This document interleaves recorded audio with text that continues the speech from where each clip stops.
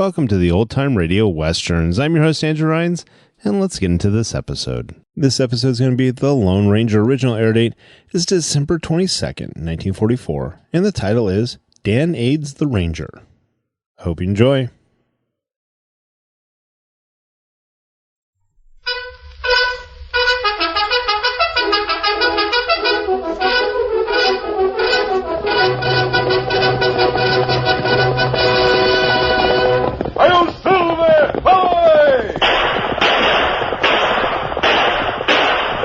Horse with the speed of light, a cloud of dust, and a hearty hi-yo Silver, the Lone Ranger.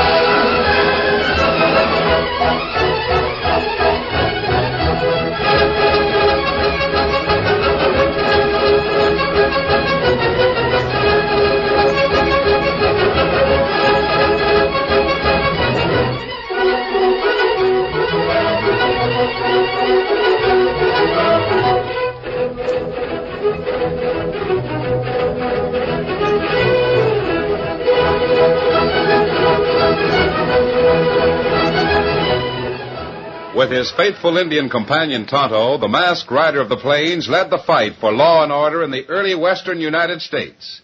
The stories of his strength and courage, his daring and resourcefulness have come down to us through the generations. And nowhere in the pages of history can one find a greater champion of justice. Return with us now to those thrilling days of yesteryear. From out of the past and the thundering hoofbeats of the great horse Silver, the Lone Ranger rides again. Come on, Silver. Hurry, big fellow. Hi-yo, Silver. Come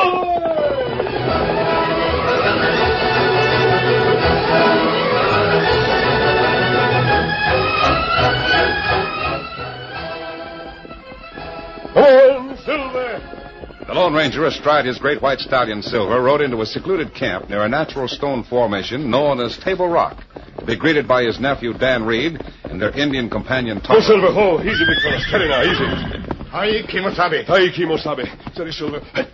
Hello, Dan. Is there something wrong, sir? You were riding plenty fast when you came in. Yes, Dan. Jim Dawson's escaped from territorial prison. Escaped?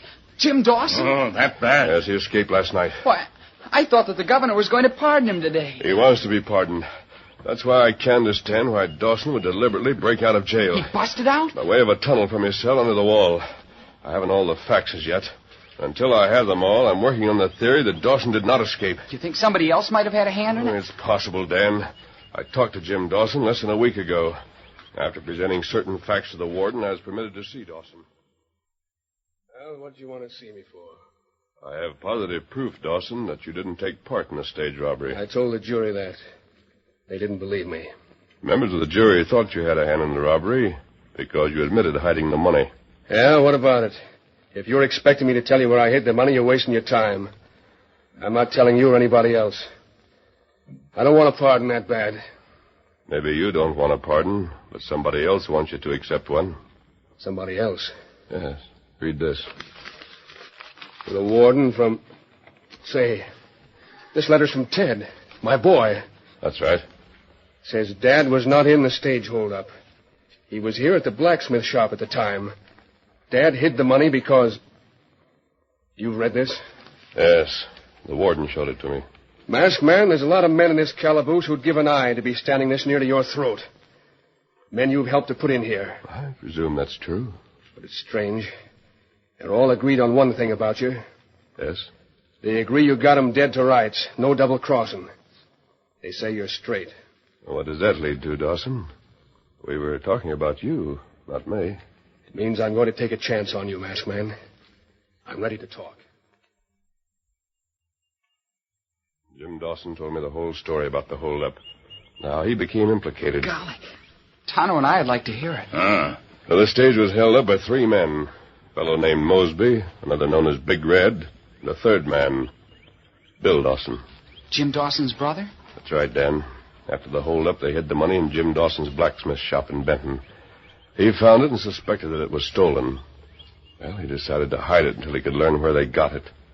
Meanwhile, a posse rode into town looking for the bandits, and a gun battle followed. Bill Dawson was killed. What happened to Mosby and Big Red? They escaped.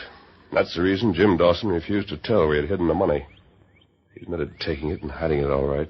But he was afraid that if he returned the stolen money, the law would soon forget all about Mosby and Big Red. Jim Dawson blamed them for getting his brother Bill into trouble. I don't blame him for being sore at him. Plenty sore. He felt that as long as only he knew where the money was hidden, someday Mosby and Red would try to get it for themselves. And to do that, they would have to contact him. When they did... He'd take the law into his own hands, see that they paid for their crimes.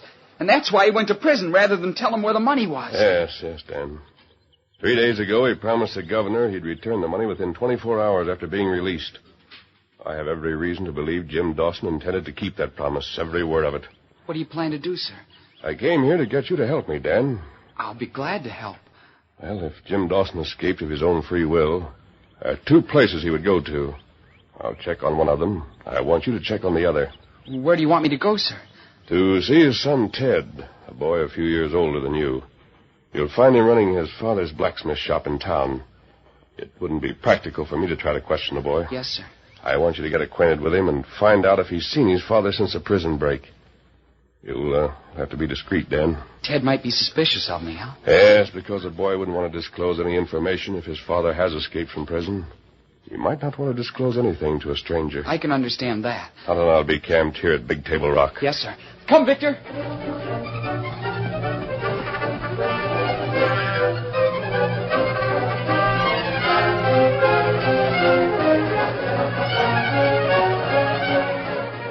In a one-room log cabin hidden deep in a desolate ravine between low-ranging hills, Jim Dawson eyed the 2 heavily armed men before him defiantly. For the 100th time, Mosby, I'm not telling you where that money's cached. You and Big Red might as well shoot me now and be done with it.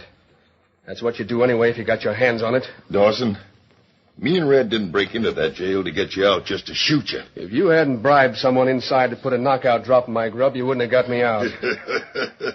You was sleeping mighty sound when me and Mosby tunneled up through the cell floor. I can't understand why you went to all the bother anyway. You might have known I'd Listen, Dawson, we ain't dumb. No? No, we ain't. We're on to you. We know why you went to jail rather than tell where you hid that money. Oh, yeah? Sure we know. You knowed sometime or other me and Red would try to contact you. Yeah. And we knew all about the governor going to give you a pardon, too. That was just a trap you had in mind. A trap? Yeah. You was going to walk out of that jail like you was free. Then what? There'd be law dogs right behind you waiting to grab me and Red. You see, Dawson, we ain't so dumb. We don't wait for that, see? We just bore under the wall for a couple of nights and come up in your cell. The rest was easy. I see it all now. Well, I'm not talking. No? Huh. Maybe you'll change your mind. Not a chance. You better start your dirty work and get it over with. I am.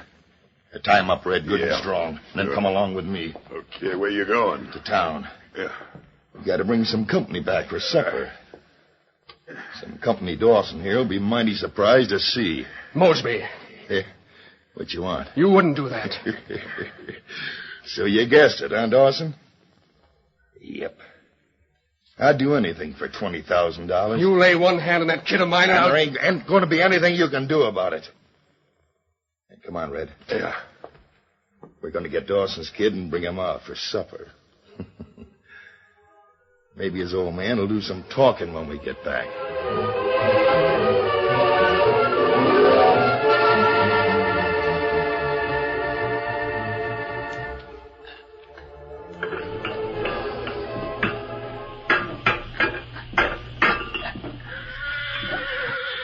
You work in the shop by yourself? Yeah. When'll your dad be in?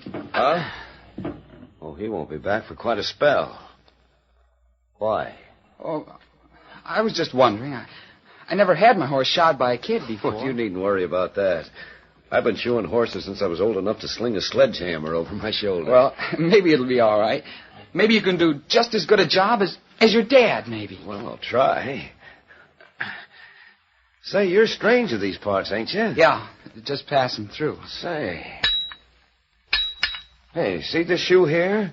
Well, what's the matter with it's it? not balanced. It don't ring true. Listen to it. Oh, I got to get down to the hardware store and get some more shoes this size.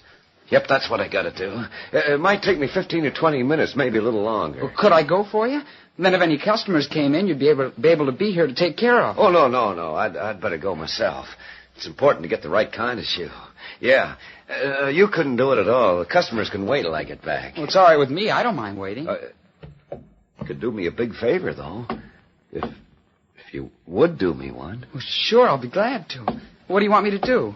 Maybe you'd let me ride your horse. Save time. Save a lot of time. Ride Victor? I never rode a fine horse like Victor. What? Would you mind? Huh, kid? Oh, well, go ahead. Ride him. You won't hurt him. Oh, gee. Thanks, fella.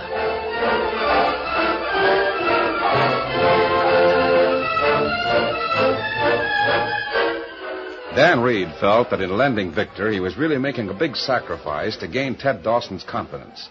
He watched the boy ride from the blacksmith shop, and then he turned to the bellows and fords, which intrigued him. He was busily engaged in heating a discarded horseshoe when two tough and heavily armed men rode into the shop. Whoa. Steady there, boy. Hello, kid. Hello. Got a message for you, kid. A message for me? You must be mistaken. No, we ain't mistaken. Me and Red's been riding fast to get here with you. Yeah. We better hurry up. We ain't got much time. Kid, your dad wants to see you. My dad? Why, Quiet. Not so loud. Somebody might be passing and hear you. Yeah, that's right. Your dad wouldn't want anybody but you to know about... About what? About him being out of jail. You savvy, kid? He wants to see you pronto. Oh, yeah. Yeah, I savvy. But I'll have to go get my horse, Mr. Just call me Mosby, and him Red. Yeah. Anyway, we ain't got time to go for your horse. You don't need no horse. You can ride double here behind me on old Zeke. Now, steady, fella. Hey, come on. I'll give you a lift. Well, I guess it'll be all right. Sure, everything's going to be swell. Hey, your dad wants to see you bad. Now, get up, boy. Come up here.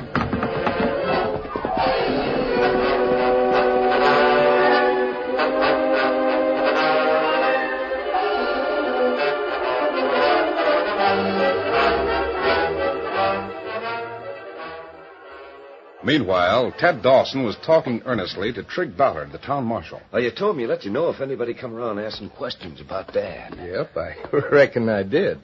But I didn't figure a kid would be asking. I thought maybe them two gun slicks, Mosby and Big Red, might come prowling around for information. Well, maybe I'm wrong, but the kid acted mighty funny to me. He kept talking about Dad. So you took his horse so he couldn't get away till I talked to him, huh? Yeah. I told him I had to get some new horseshoes. Well, might as well go down and find out who he's traveling with, as long as he's a stranger in these parts. Come on. Yeah. Come on, boy. Oh, Marshal Ballard. Yeah? If the kid's in the clear, well, don't tell him I thought maybe he was mixed up with any crooks. Will you? No, of course not, Ted. I'll not let on you told me anything. Gee, I hope the kid's all right. I kind of liked him. Probably he's a good boy. Just likes to ask questions, that's all. Hey, Marshal Ballard! Hey, somebody calling you, Marshal. Yeah, he's running this way. Hey, Marshal, quick! I wonder what the trouble is. Quick, Marshal! Quick! They're in the blacksmith shop. Who's in the blacksmith shop? Take it easy. Cool down. Mosby and Big Red, they just rode in there. Mosby and Big Red. So the kid is in with the Marshal. There's no doubt about that now, Ted. Mosby and Big Red must have sent him in there to pump you for information. When they saw you ride out with the kid's horse, they decided to go in and find out what happened. Boy, that kid... There they come riding out. Well, the kid's riding double. Get that horse out of the way. There's going to be a gunfight worth seeing. I'm in on this fight. I was on the stage when they stuck it up. Let him have it.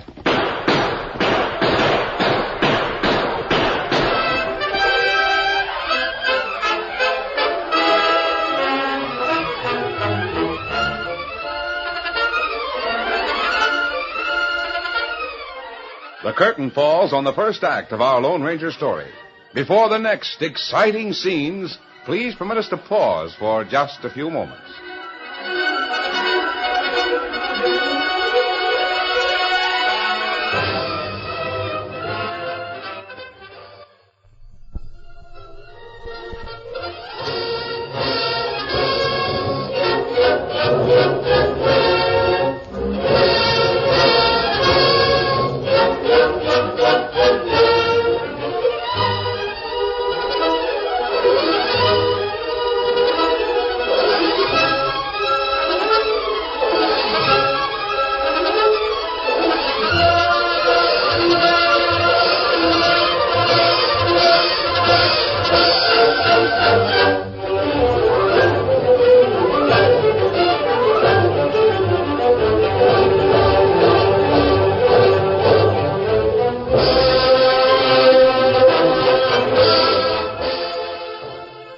Now, to continue our story.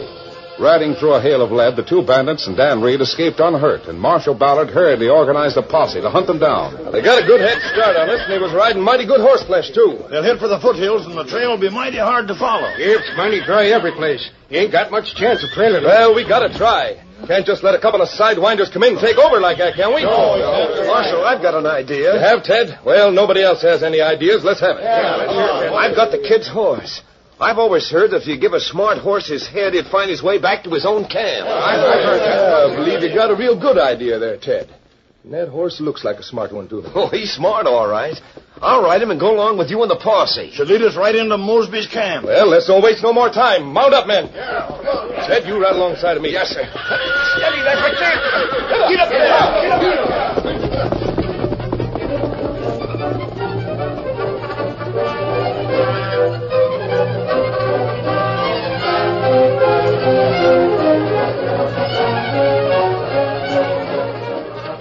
Mosby and Red were convinced that the boy they had with them was the son of the blacksmith, Jim Dawson, whom they held captive. Therefore, they could not understand Dawson's refusal to accept Dan Reed as his son. Mosby, you're just a big fool. For the 10th time, I'm telling you, he ain't my kid. I never saw him before in my life. Why, Dad. Now, listen. Stop calling me Dad. Mr. Mosby, I can't understand Dad and the way he's acting. Maybe I could help you. What is it you want Dad to tell you? The answer ought to convince you, Mosby. This ain't my kid. Shut up, Dawson. Now, listen, kid. Here's what we're trying to get your dad to tell us. You knew he got sent to jail for taking part in that stage holdup. Well, yes, I did know about that. Then maybe you know where your dad hid the money. Oh, the money. You mean the swag, the loot. Yeah, that's what I mean. Your old man hid it, and he won't tell where. Me and Red want to know where it is. And if your dad don't start talking mighty fast, you're going to get hurt, kid. Well, that is, unless you know where he hid the money. Then I'll tell you where he hid it. This should be good. I never saw the kid in my life. Now he's going to tell you two thugs where I hid that strong box. Well, he ain't my son, but he'll be a fortune teller if he guesses this one. Mr. Mosby, Dad hid the money. Shut up, Dawson. He hid the money under Big Table Rock, about 7 miles west of the town of Benton. What'd that kid say? He said you hid the money under Big Table Rock. You understand? Table Rock over near Benton. You savvy Table Rock, Dawson? Well, that takes a cake. You win, Mosby. You win. But I'll never understand it. You mean that is where... What was you saying, kid? Nothing. Wait a minute. I don't get this at all. Me neither. First, Dawson says he never saw the kid. Then the kid says the money is hid under Big Table Rock. And Dawson said, yeah, the kid's right. That's where the money is hid. So what happens? The kid nearly drops dead from surprise. Red, I don't get it. Well, there's one way to find out. Yeah. We'll all ride over to Big Table Rock and take a look around. We find the money, everything's fine and dandy. If we don't find the money, somebody's going to get shot. Yeah. Maybe two somebodies.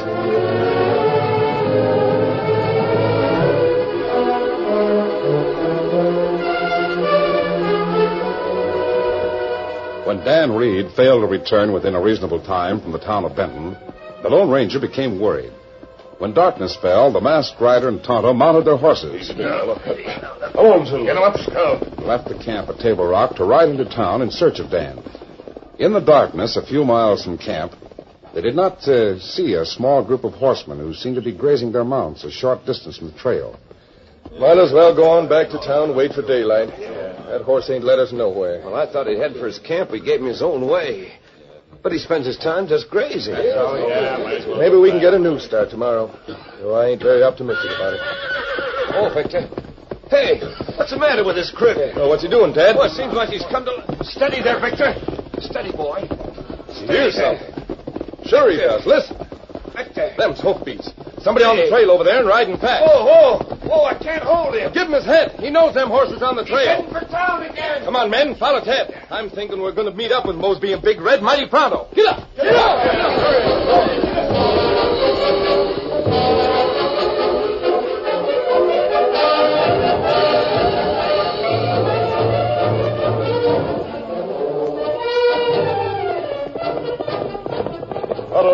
I'm certain we're being followed. Many horsemen come fast. When they started to follow us, I thought they were just going our way. When we left the trail, they left it too. Kimasabi, how can horsemen follow trail in dark? Only one way, Tonto. There's a horse in that group that knows Silver and Scout. The horse that's hanging on to our trail. No man could do it. You mean... Yes, it must be Dan's horse, Victor.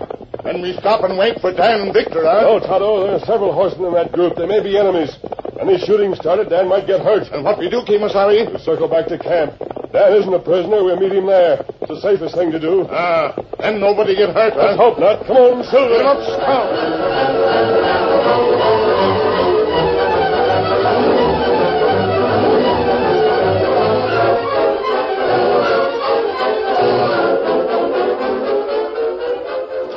As the Lone Ranger and Tonto, hotly pursued by Marshal Ballard and the posse, raced toward the masked man's camp at Table Rock, another group of persons had already reached that destination. Yeah. You might as well throw down that spade, Red. Somebody's beat us to it. $20,000 gone. And it was dug up less than an hour ago. I can tell by the fresh shot that's been turned. I thought there was something funny about this whole setup. The kid admits now he never saw Dawson. Dawson says he never saw the kid in his life. But both of them say the money was buried here under Table Rock. What do you make of it, Mosby? Just one thing. This is plain as a nose on your face. Somebody else knew where that money was hid. And that somebody has come and got it. Sounds logic to me. Well, Dawson, what do you got to say about it? Looks like your partner took a run-out powder on you. Yeah, I'll admit it looks like it. You admit you had a partner, huh? Now, this is getting interesting. I never thought he'd double-cross me, though. No, sir, he's the one man I never thought would do that. Well, he double-crossed you, all right. Ain't no doubt about it. Who is this partner of yours, Dawson? I'm not telling you two cutthroats. If there's anything to be squared with that hombre, I'll do it. Gee, that's telling him, Mr. Dawson. I got the button here. Plumb forgot him. Yeah, he knows your partner, of course. Why didn't I think of that before? Well, maybe I can make him talk. Get away from me. Don't Listen, Mosby, leave that kid alone. If you lay a hand on that boy... Yeah, if I lay a hand on him, what are you going to do about it? Me? There's nothing I can do to stop you. But there's somebody else who will run you to earth if you're the last man on it. And when he gets you, Mosby, you'll wish you'd tangled with the devil himself. Quick, get out and light the fire. There's somebody riding into camp. Get back enough to get you two. And don't try to pull anything. I got you both covered from behind. Now get. This is a good place to watch and see who comes in. Yeah. We can cover any number of them from here. If either one of you two pipes up with any noise, you'll get a knife in your back, you savvy? We'd expect it in the back, Mosby.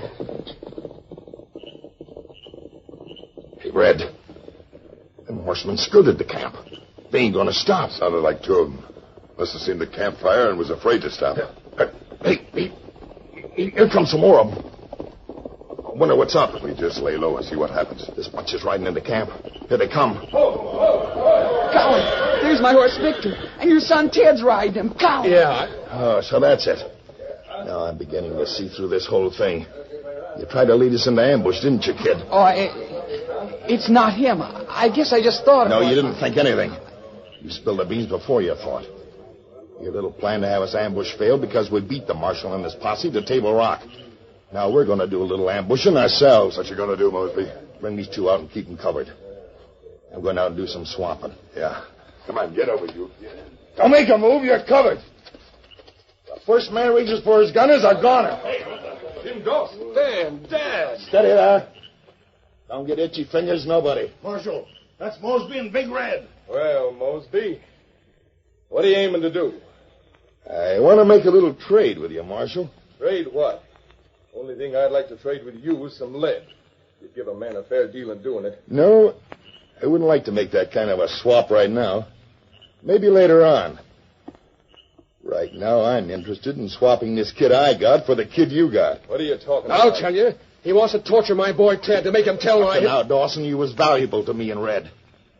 Now that the money's been took by your partner, you ain't worth a dime. So I'm going to shut you up permanent. You'll kill him! No, don't you do it!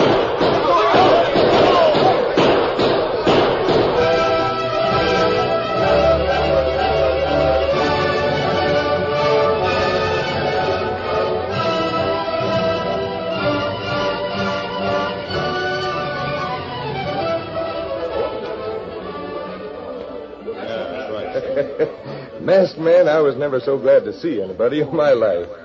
And to think my posse was chasing you and Tonto. Not knowing who was following us, Tonto and I headed for camp. But as we neared it, we saw a campfire burning. We had left no campfire, so we circled it until we could see who was here. But we rode right smack into camp. And the next thing we knew, Mosby and Big Red had the drop on us. I've seen a lot of fancy shooting in my day, but when the masked man stepped out of the dark and started blazing away at Mosby and Big Red, well, that cooked their goose. Now, Marshal, here's a strong box that was taken in the stage holdup. Jim Dawson kept it hidden until he could turn Mosby and Big Red over to the law.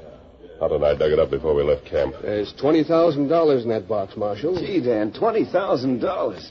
Well, I never saw that much money in my life. It's a lot of money, all right, Ted. Could Dan Reed and I look at it? Ted, if you'll open the strong box, you'll see something inside that's far more important to your dad than all the money in the world. Well, then I can open it. It's not locked. Lift the lid. Gee, look at the money. Hey, what's this paper thing laying on top of the money? You better read it, Ted. Yeah. Well, it's signed by the governor. And it says, I hereby present an unconditional pardon to James Dawson. Why, Dad, you're free. You don't have to go back to prison. That's right, Ted. Thanks to the Lone Ranger.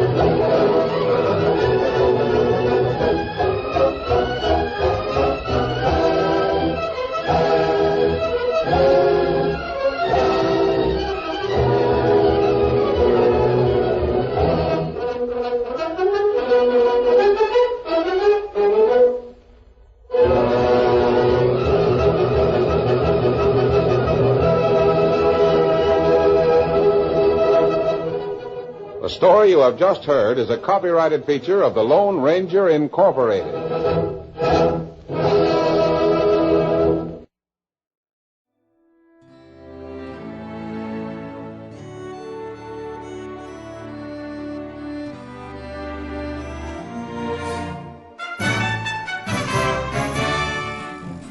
This has been a presentation of OTRWesterns.com, and we hope you enjoyed. Please take some time to like and rate our shows in your favorite podcast application. Follow us on Facebook by going to OTRWesterns.com/Facebook. Subscribe to our YouTube channel by going to OTRWesterns.com/YouTube. And send us an email, podcast@OTRWesterns.com. You can call and leave us a voicemail, 707-986-8739. This episode is copyright under the Attribution Non-Commercial Share-alike copyright. For more information, go to OTRWesterns.com/copyright. Have a great day, and thanks for listening.